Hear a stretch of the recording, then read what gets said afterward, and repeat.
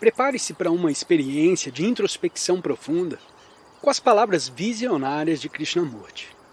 Esteja pronto para questionar e expandir seus horizontes nessa palestra inspiradora.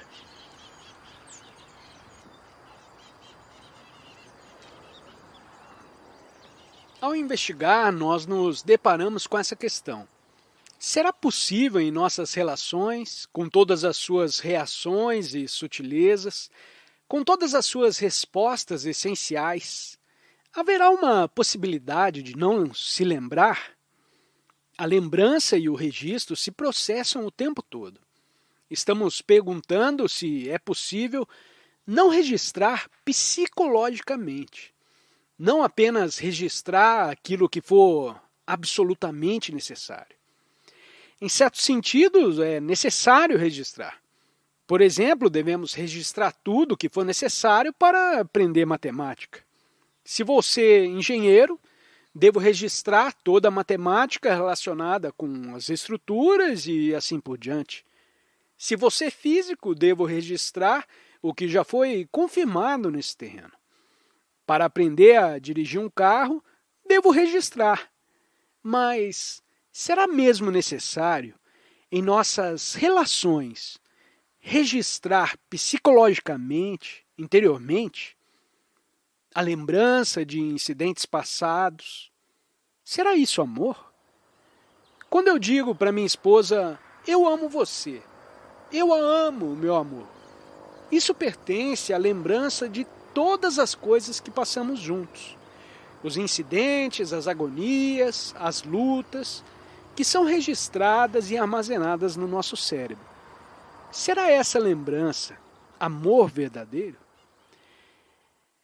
Assim, é possível ser livre e não registrar de modo algum psicologicamente? É possível somente quando há atenção total. Quando há atenção total, não há registro. Não sei por que queremos explicações ou porque os nossos cérebros não são suficientemente rápidos para capturar, para ter uma introvisão de toda coisa imediatamente. Porque não podemos perceber isso, toda a verdade disso, e deixar essa verdade operar. E, portanto, simplesmente apagar a lousa e ter um cérebro que não registre de modo algum psicologicamente? Mas a maioria dos seres humanos são, de preferência, indolentes. Eles preferem gostar de viver nos seus antigos modelos, com seus hábitos particulares de pensamento. Eles rejeitam qualquer coisa nova porque pensam que é muito melhor viver com o conhecido do que com o desconhecido. No conhecido existe proteção. Pelo menos eles pensam que existe proteção, segurança, e assim continuam repetindo, trabalhando e lutando dentro do campo do conhecido. Podemos observar, sem todo o processo e o mecanismo da memória em operação, o que é o amor? Essa é uma questão muito complexa. Todos nós sentimos que amamos uma ou outra coisa, o amor abstrato, o amor a uma nação, o amor a uma pessoa, o amor a Deus, o amor à jardinagem, o amor ao comer demais. Abusamos tanto da palavra amor que temos que descobrir o que é, basicamente, o amor. O amor não é uma ideia. O amor a Deus é uma ideia. O amor a um símbolo também é uma ideia. Quando vocês vão à igreja e se ajoelham e rezam, vocês estão, na realidade, adorando ou orando para alguma coisa que o pensamento criou. Assim, vejam o que está acontecendo. O pensamento criou, na realidade, esse é um fato, e vocês adoram aquilo que o pensamento criou. Isso significa que vocês estão adorando, de um modo muito sutil, a vocês mesmos. Essa pode parecer uma afirmação sacrílega, mas é um fato. É isso que está acontecendo no mundo todo. O pensamento cria o símbolo, com todos os atributos desse símbolo, românticos, lógicos ou sensatos. Tendo-o criado, vocês o amam, tornam-se completamente intolerantes para qualquer outra coisa. Todos os gurus, todos os sacerdotes, todas as estruturas religiosas estão baseadas nisso. Vejam que tragédia. O pensamento cria a bandeira, o símbolo de um determinado país, então depois vocês lutam por ele. Vocês matam-se uns aos outros por ele. A sua nação irá destruir a terra pela competição com outra nação e assim a bandeira se torna um símbolo do amor. Há milhões de anos vivemos desse modo e ainda somos seres humanos extraordinariamente destrutivos, violentos, brutais e cínicos. Quando dizemos que amamos alguém, nesse amor há desejo. Há as projeções agradáveis das várias atividades do pensamento. Temos que descobrir se o amor é desejo, se o amor é prazer, se há medo no amor. Pois onde há medo, deve haver ódio, ciúme, ansiedade, posse e dominação. A beleza na relação e todo o cosmos é um movimento em relação. O cosmos é ordem. E quando alguém tem ordem em si mesmo, tem ordem nas suas relações. E, portanto, existe a possibilidade de ordem na nossa sociedade. Se perguntamos a natureza da relação, descobrimos que é absolutamente necessário ter ordem. E dessa ordem nasce o amor. O que é a beleza? Vocês veem a neve recente sobre as montanhas essa manhã, limpa, uma bela visão.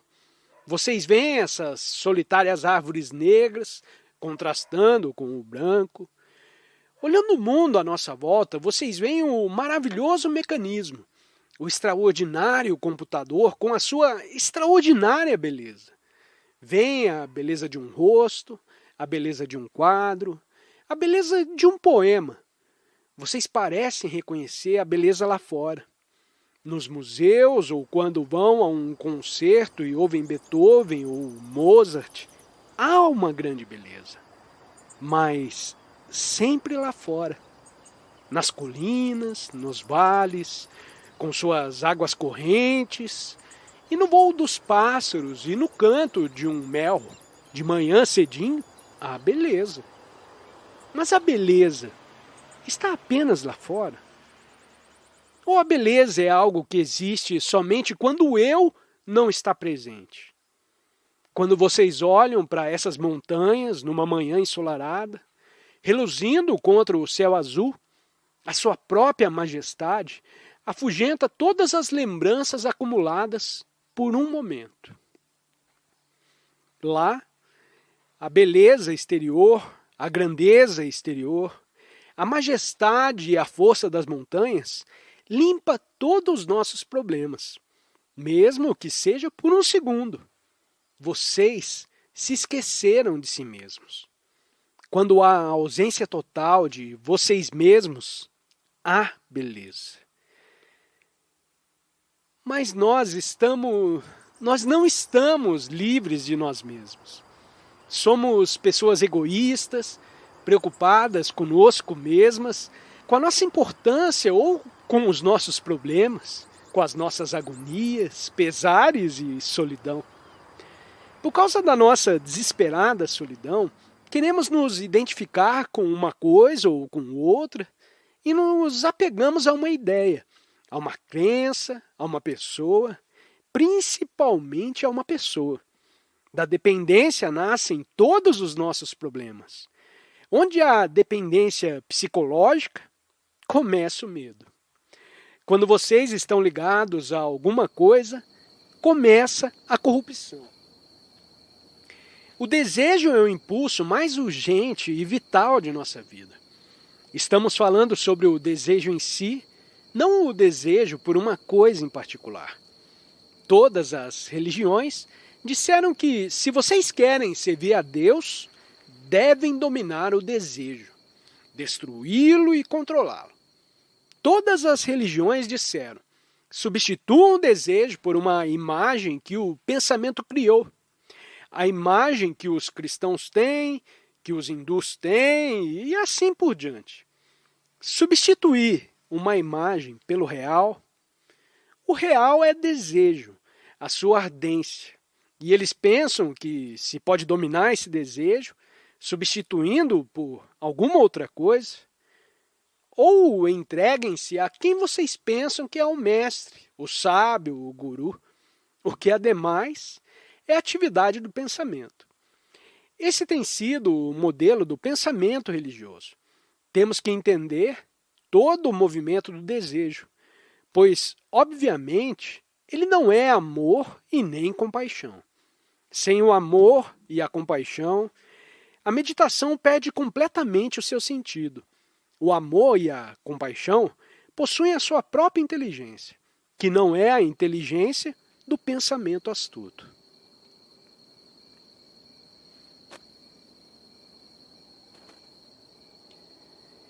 Assim é importante entender a natureza do desejo, porque ele representou uma parte tão extraordinária e importante em nossa vida. Como ele distorce a clareza, como impede a extraordinária qualidade do amor. É importante que o entendamos e não o suprimamos. Não tentemos controlá-lo ou dirigi-lo para uma determinada direção, a qual vocês pensam que pode lhes dar paz. Por favor, tenham em mente que não estou tentando impressioná-los, guiá-los ou ajudá-los, mas juntos estamos palmilhando um caminho muito sutil e complexo. Temos que ouvir uns aos outros para descobrir a verdade a respeito do desejo.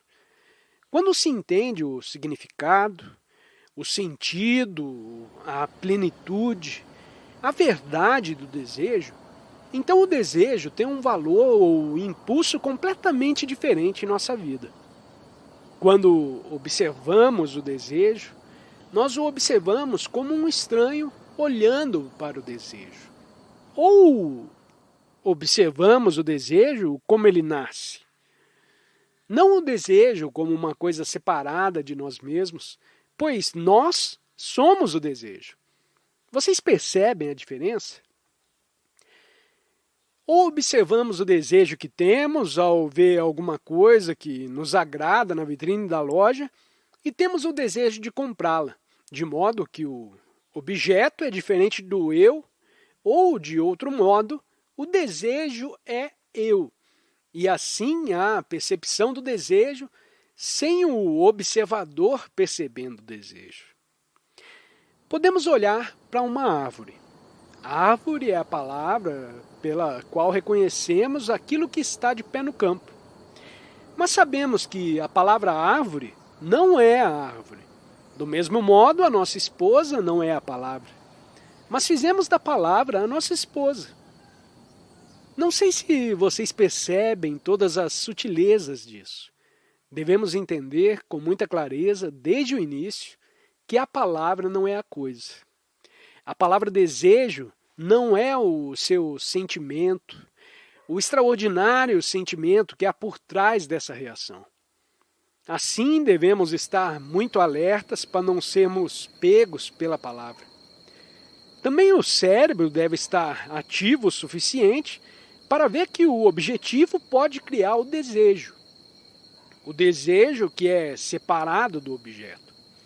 Estamos conscientes de que a palavra não é a coisa e de que o desejo não está separado do observador que está observando o desejo. Estamos conscientes de que o objeto pode criar o desejo, mas que o desejo é independente do objeto. Como floresce o desejo? Porque há essa extraordinária energia por trás do desejo.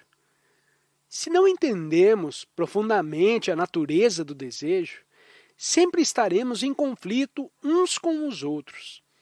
Podemos desejar uma coisa e a nossa esposa pode desejar outra. E as crianças podem desejar alguma coisa diferente. Assim, estamos sempre em desacordo uns com os outros. E essa batalha, essa luta, é chamada de amor, de relação. Estamos perguntando, qual é a fonte do desejo?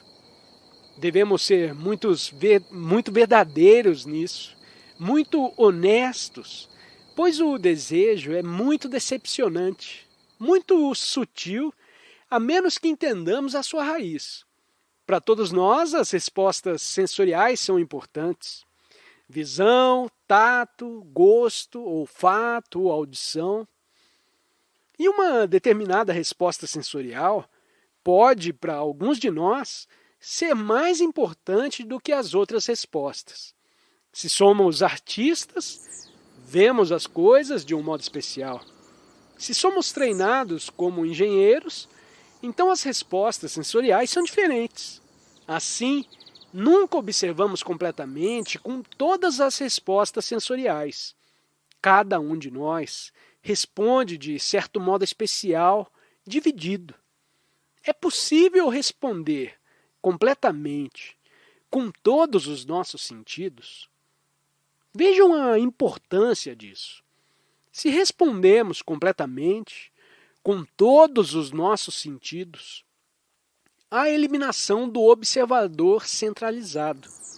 Mas quando respondemos a uma determinada coisa de um modo especial, então começa a divisão. Descubram quando deixarem essa tenda, quando olharem para as águas correntes do rio, a luz reluzindo sobre a vivacidade das águas. Descubram se vocês podem olhá-la com todos os seus sentidos. Não me perguntem como, pois isso se torna mecânico. Mas eduquem-se no entendimento da total resposta sensorial. Quando vocês veem alguma coisa, o ver produz uma resposta. Vocês veem uma camisa verde ou um vestido verde, o ver acorda a resposta. Então, dá-se o contato. Depois do contato, o pensamento cria a imagem de vocês naquela camisa ou vestido. Depois, nasce o desejo. Ou vocês veem um carro na estrada, ele tem linhas bonitas, é bastante polido e há muito poder por trás dele. Então, vocês o rodeiam, examinam o motor e depois o pensamento cria a imagem de vocês entrando no carro e dando partida no motor, acelerando, dirigindo. Assim começa o desejo. E a fonte do desejo é o pensamento que cria a imagem. Até esse ponto, não há nenhum desejo. Existem as respostas sensoriais, que são normais, mas depois o pensamento cria a imagem e, nesse momento, começa o desejo.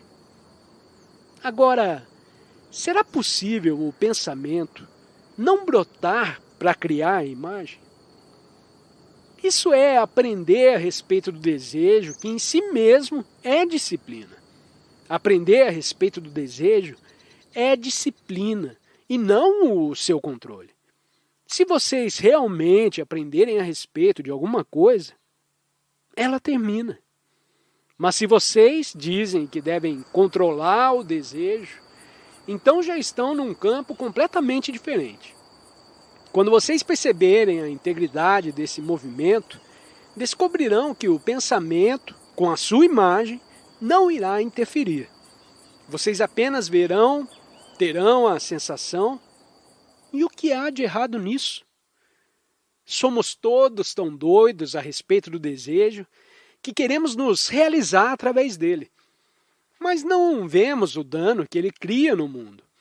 O desejo de segurança individual, da aquisição individual, do sucesso, de poder, de prestígio. Não sentimos que somos totalmente responsáveis por tudo o que fazemos. Se entendemos o desejo, a sua natureza, então qual é o seu lugar? ele tem lugar onde há o amor? Será o amor, então, uma coisa tão extraordinariamente externa à existência humana que, na realidade, não tem nenhum valor? Ou será porque nós não estamos percebendo a beleza e a profundidade, a grandeza e o sagrado da sua realidade?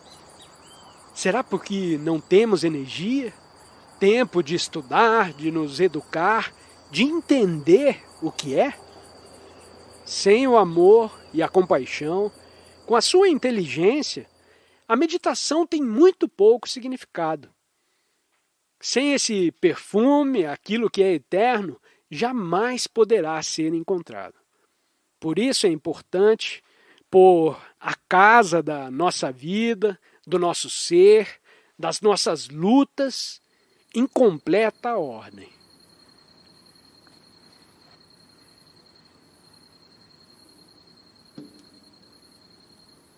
Temos que considerar juntos se o cérebro, que agora opera apenas parcialmente, tem a capacidade de funcionar inteiramente, completamente. Agora estamos usando apenas uma parte dele, o que podemos observar por nós mesmos.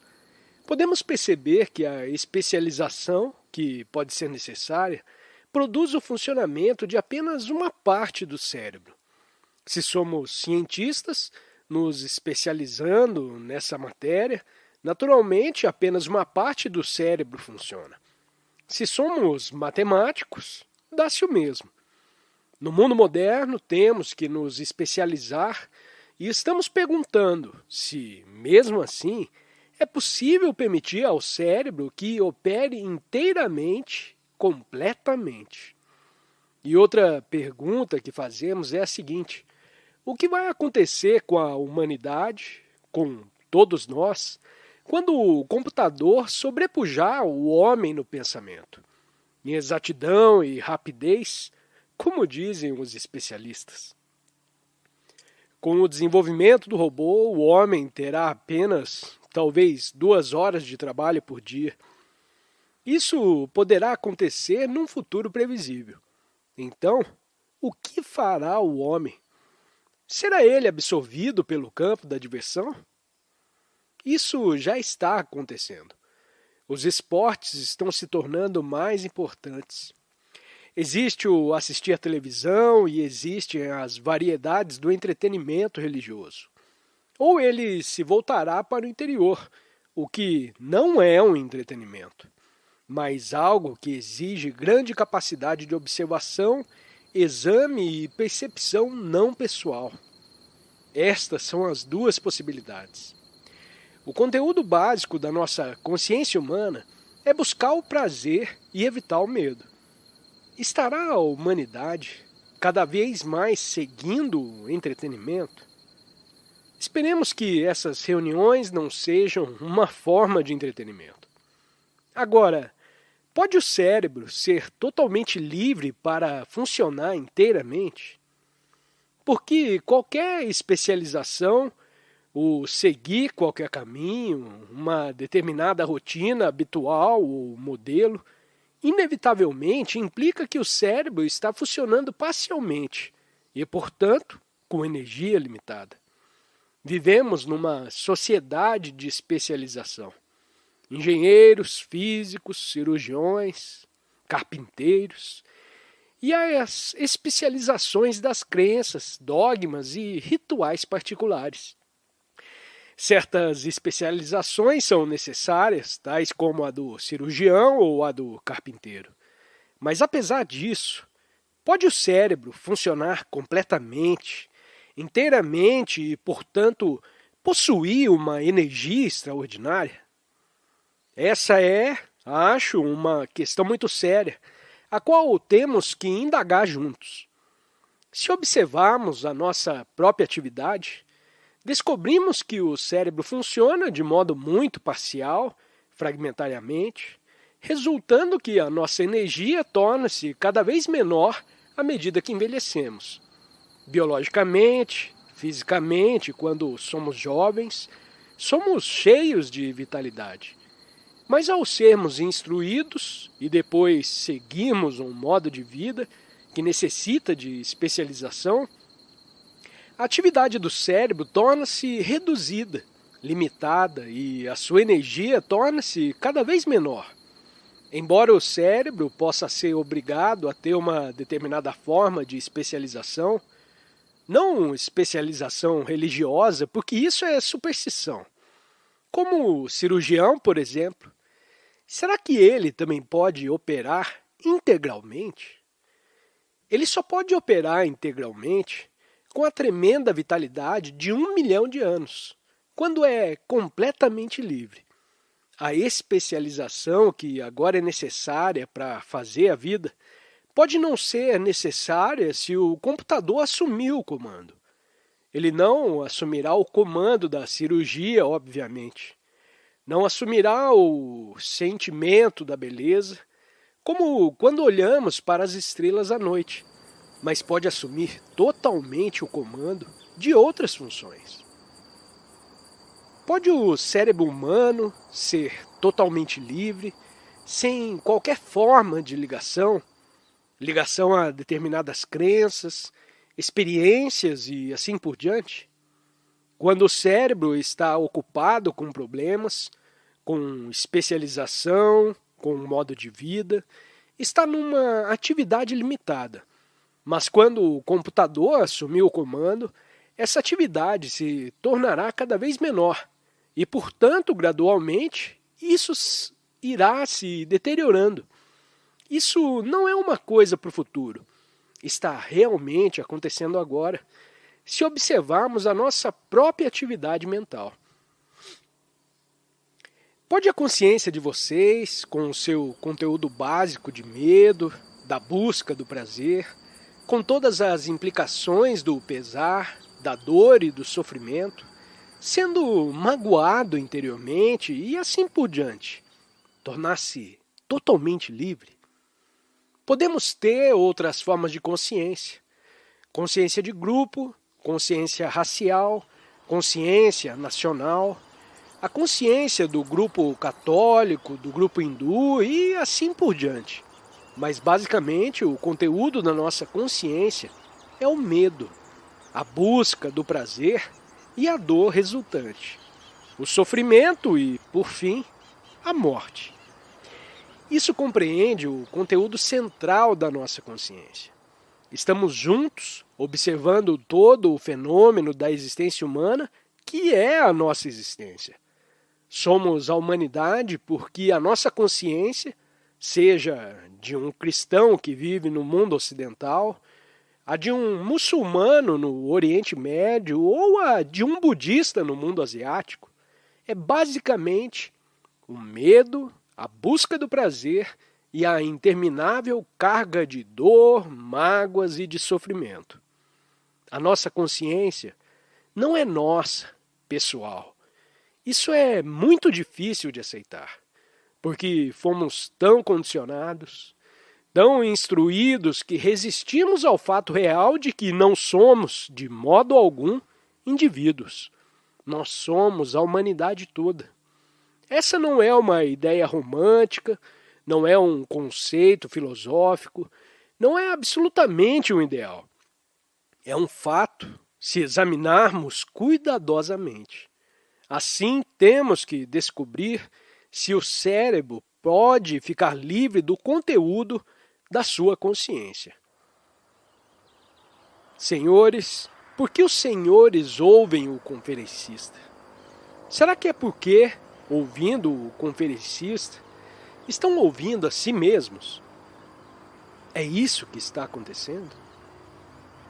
O conferencista está apenas fazendo uma observação, agindo como um espelho no qual vocês veem a si mesmos, veem a realidade da sua própria consciência.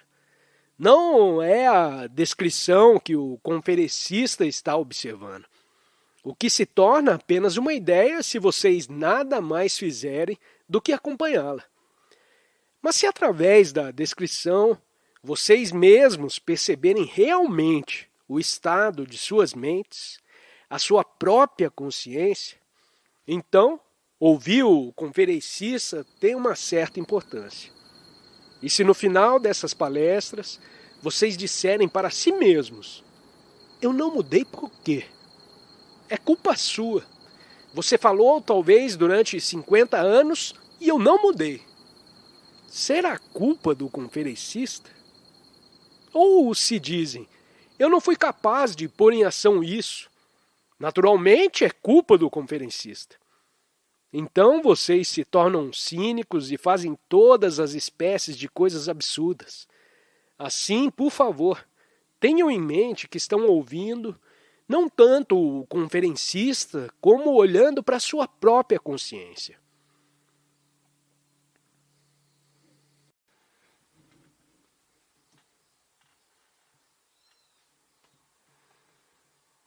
Através da descrição feita por meio das palavras, que é a consciência de toda a humanidade, o mundo ocidental pode acreditar em determinados símbolos religiosos e rituais.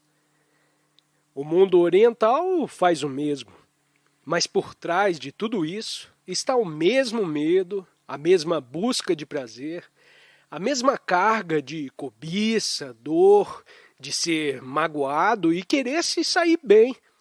Tudo isso é comum a toda a humanidade. Assim, ao ouvir, estamos aprendendo a respeito de nós mesmos, não apenas acompanhando a descrição. Estamos realmente aprendendo a olhar para nós mesmos e, portanto, produzindo uma liberdade total, na qual todo cérebro pode operar. Afinal, a meditação, o amor e a compaixão são operações de todo o cérebro. Quando há a operação do todo, há ordem integral.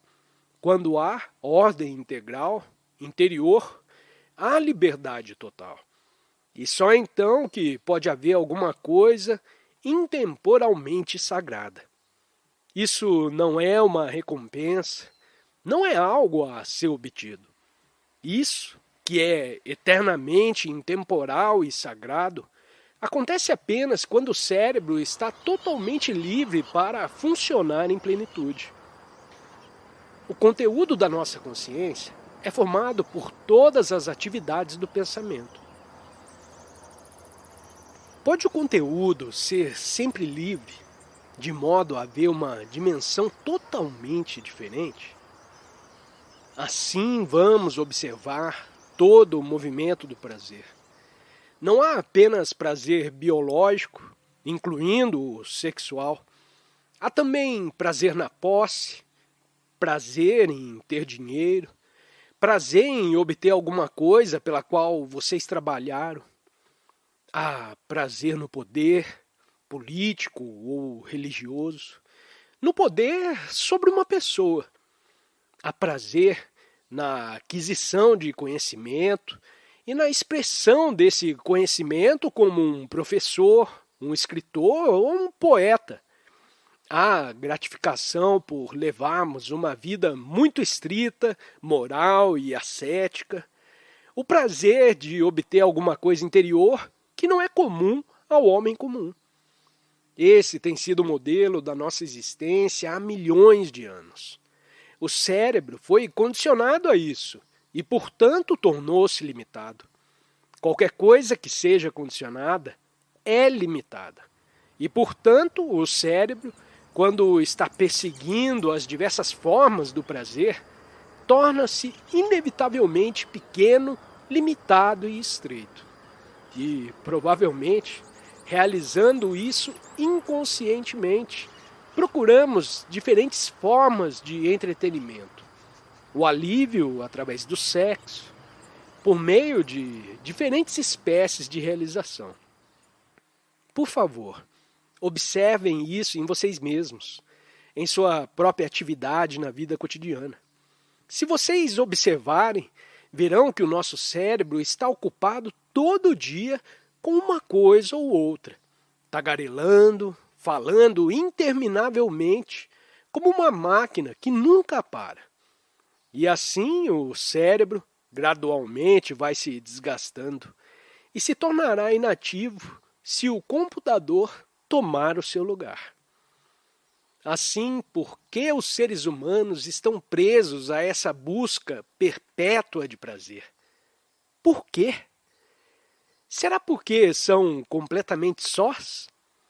Estarão eles fugindo desse sentido de isolamento? Será porque foram desde a infância condicionados a isso? Será porque o pensamento cria a imagem do prazer e depois a busca? Será o pensamento a fonte do prazer? Por exemplo, tivemos uma espécie de prazer ao comer uma comida muito gostosa, ou o prazer sexual, ou o prazer de sermos lisonjeados, e o cérebro registra esse prazer.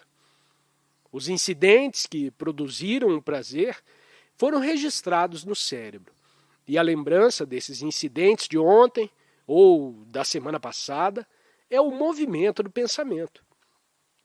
O pensamento é o movimento do prazer. O cérebro registrou incidentes agradáveis e excitantes que vale a pena lembrar, e o pensamento os projeta no futuro e os busca. Assim, a pergunta então é: por que o pensamento leva adiante a memória de um incidente que já passou e terminou? Isso não faz parte da nossa ocupação?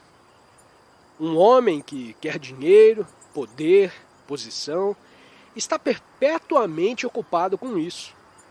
Talvez o cérebro esteja assim ocupado com a lembrança de algo da semana passada, que deu um grande prazer e que é mantido no cérebro, que o pensamento projeta como prazer futuro e o busca. A repetição do prazer é o movimento do pensamento e, portanto, limitado. Por conseguinte, o cérebro nunca pode funcionar inteiramente, só pode funcionar parcialmente. Agora a questão seguinte que se apresenta é: se esse é o modelo do pensamento, como pode o pensamento ser detido? Ou melhor, como pode o cérebro parar de registrar o incidente de ontem que proporcionou o prazer? Essa é uma pergunta óbvia. Mas por que a fazemos? Por quê? Será porque queremos fugir do movimento do prazer e essa mesma fuga já é outra forma de prazer? Mas se vocês perceberem o fato de que o incidente que proporcionou grande deleite, prazer, excitação, acabou, que não é mais uma coisa viva, mas algo que aconteceu há uma semana. Foi uma coisa viva, então, mas não é mais agora. Você não pode dar cabo dele, terminá-lo, não levá-lo adiante. A questão não é como terminá-lo ou como detê-lo. É apenas ver concretamente como o cérebro, como o pensamento está operando. Se estivermos cônscios disso, então o próprio pensamento acabará. O registro do prazer está acabado e terminado.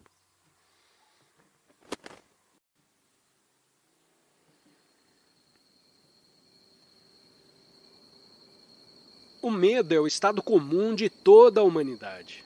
Vivam vocês numa casinha ou num palácio, não tenham nenhum trabalho ou tenham um trabalho demais. Tenham um tremendo conhecimento a respeito de tudo sobre a face da terra ou sejam ignorantes. Sejam vocês padres ou os mais altos representantes de Deus, ou sejam o que forem. Ainda há esse medo profundo e enraizado comum a toda a humanidade. Esse é o terreno comum onde pisa toda a humanidade. Não há dúvidas quanto a isso. Trata-se de um fato absoluto, irrevogável, que não pode ser contradito. Enquanto o cérebro estiver aprisionado nesse modelo de medo, sua operação é limitada e, portanto, nunca poderá funcionar inteiramente. Assim, é necessário, se a humanidade quiser sobreviver completamente, como seres humanos e não como máquinas, descobrir por si mesmos se é possível ficar totalmente livre do medo. Estamos preocupados com o próprio medo, não com a expressão do medo. O que é um medo?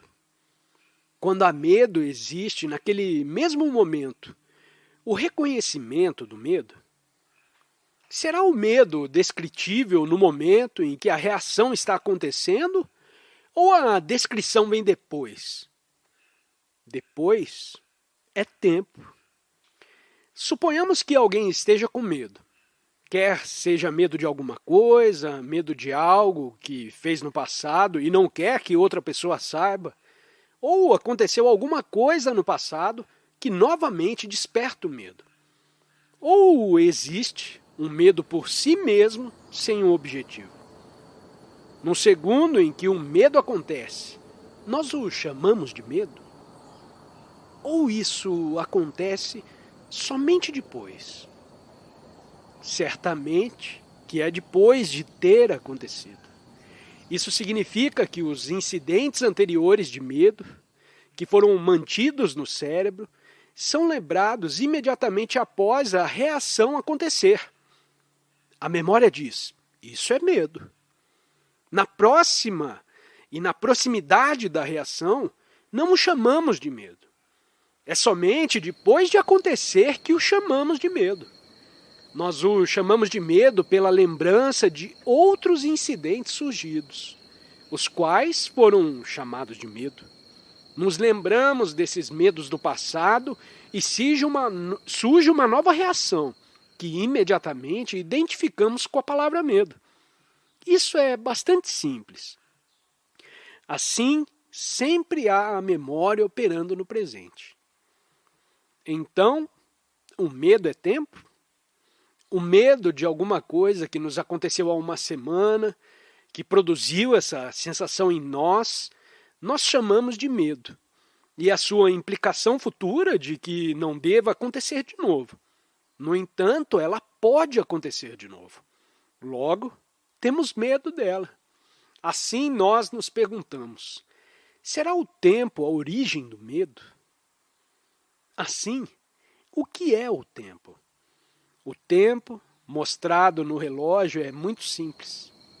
O sol nasce numa determinada hora e se põe numa determinada hora. Ontem, hoje e amanhã. Essa é a sequência natural do tempo. Há também o tempo psicológico interior. O incidente que aconteceu na semana passada, que deu prazer, ou que despertou o sentido do medo, é lembrado e projetado no tempo. Eu posso perder minha posição, posso perder meu dinheiro, posso perder minha esposa. Futuro. Assim será o medo parte do tempo psicológico? Parece. E o que é o tempo psicológico?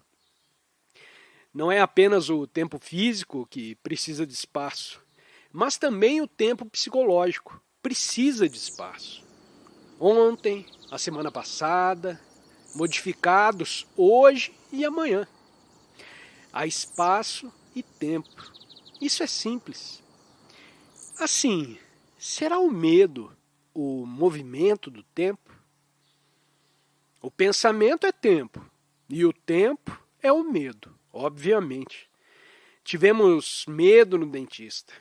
Isso está armazenado, é lembrado e projetado. Esperamos não ter de novo aquela dor, o pensamento se movimentando. Assim, o medo é um movimento do pensamento no espaço e no tempo. Se percebemos isso, não como uma ideia, mas como uma realidade, o que significa que temos que dar a esse modelo atenção completa no momento em que ele nasce. Então, ele não é registrado. Façam isso e descobrirão por vocês mesmos, quando vocês dão atenção completa a um insulto, não existe o insulto. Ou se alguém aparece e diz: "Que pessoa maravilhosa você é", e você presta atenção, isso não causa nenhum efeito. O movimento do medo é o pensamento no tempo e no espaço. Este é um fato. não é algo descrito pelo conferencista. Se vocês observarem por si mesmos, depois será um fato absoluto. Vocês não podem fugir dele. Vocês não podem fugir de um fato. Ele existe para sempre. Vocês podem tentar evitá-lo, podem tentar suprimi-lo, tentar todas as espécies de fuga, mas ele sempre existirá. Se vocês derem atenção completa ao fato de que o medo é o movimento do pensamento, então não existirá um medo psicologicamente. O conteúdo do nosso consciente é o movimento do pensamento no tempo e no espaço. Seja esse tempo muito limitado ou vasto e extenso, ainda assim é um movimento no tempo e no espaço.